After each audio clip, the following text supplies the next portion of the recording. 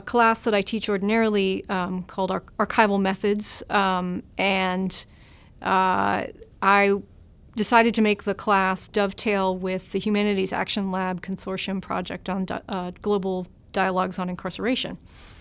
So the class was thematically organized around this, that they were going to find local archival repositories that had historical information around different instances of incarceration. I wanted to make their work be much more broadly accessible than just writing your typical research paper that gets handed in to me, and then the only people who read it are the student and me. And I wanted this to be more available to the public, and so I turned to Dash and to Lattice to help me figure out a way to do that, that we could all put that together. I thought that because this project had a life beyond just the one class, I wanted to make sure that the materials that the students were collecting were available to other classes, to other researchers. But I also wanted something that would be a little bit more, they could be creative in the way that their projects were framed. So instead of just having individual items that people could look at, how can they use the items to inform a narrative or a story that they wanted to tell out of what they were finding? Because I think that was the sort of compelling bit for students, is not just that they found these items, but how they built to a different kind of understanding of or a challenge to the way that they understood history.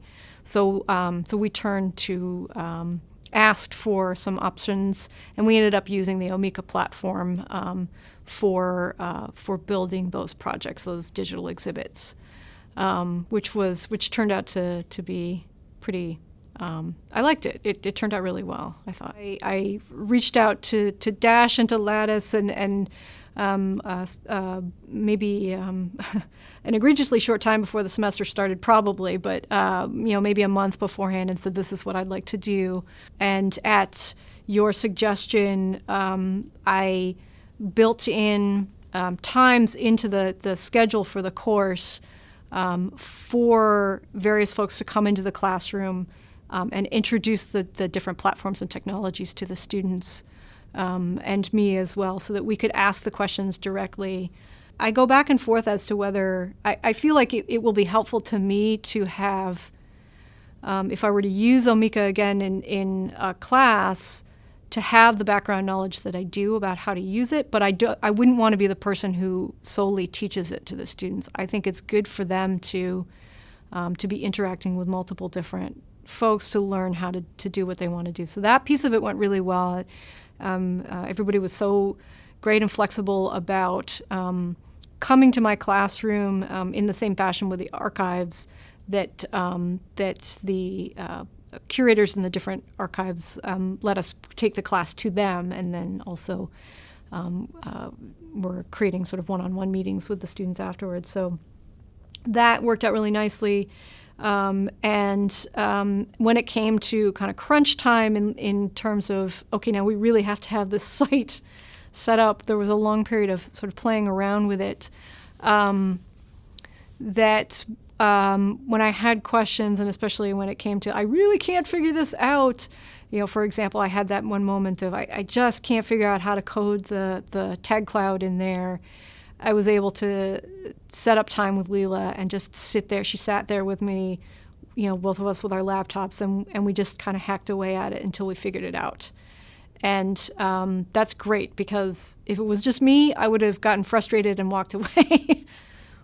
What did I want them to learn with the digital tools? And again, this may have been a little bit of an inchoate thought in my head from the start, but really the explicit part of it was digital tools demand a recognition that you're writing for different kinds of audiences. You're writing in different ways. You need to learn to draw on different sets of materials to make your point in a way that rather than sort of paragraph, and you might have some figures here and there in a traditional research paper, that you can rely more heavily on the mixed media stuff that you can pull together to make your point, so that you can write a small piece, use the document that people can read or a photograph that they can look at to make the point sit deeper with the reader. It is a different approach to writing, I think. The piece that I guess I hadn't fully thought about beforehand, but I certainly will moving forward, is that it works really well with archival material, because archival material is like archaeological material. It's inherently fragmentary. And very often there's these singular items out there that in a sort of systematic research project, you wouldn't know what to do with, because there's not quite enough there to make a full-blown case out of it, but they're incredibly evocative, right? That works great for digital sort of storytelling. And one of the big points of the class is don't just be consumers of history, be producers of history. Don't be just consumers of websites, be producers of websites or exhibits or what have you. There is that aspect of it.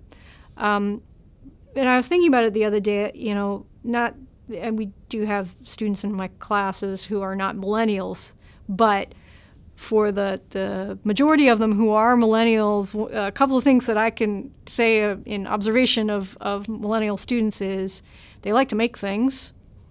This really satisfies that need in a way that writing a traditional paper does not. And they're also very socially conscious. And so asking them to, kind of squelch their sense of social outrage or injustice on a topic for a traditional research paper, which you kind of have to do in social sciences. You can't just write straight from the heart.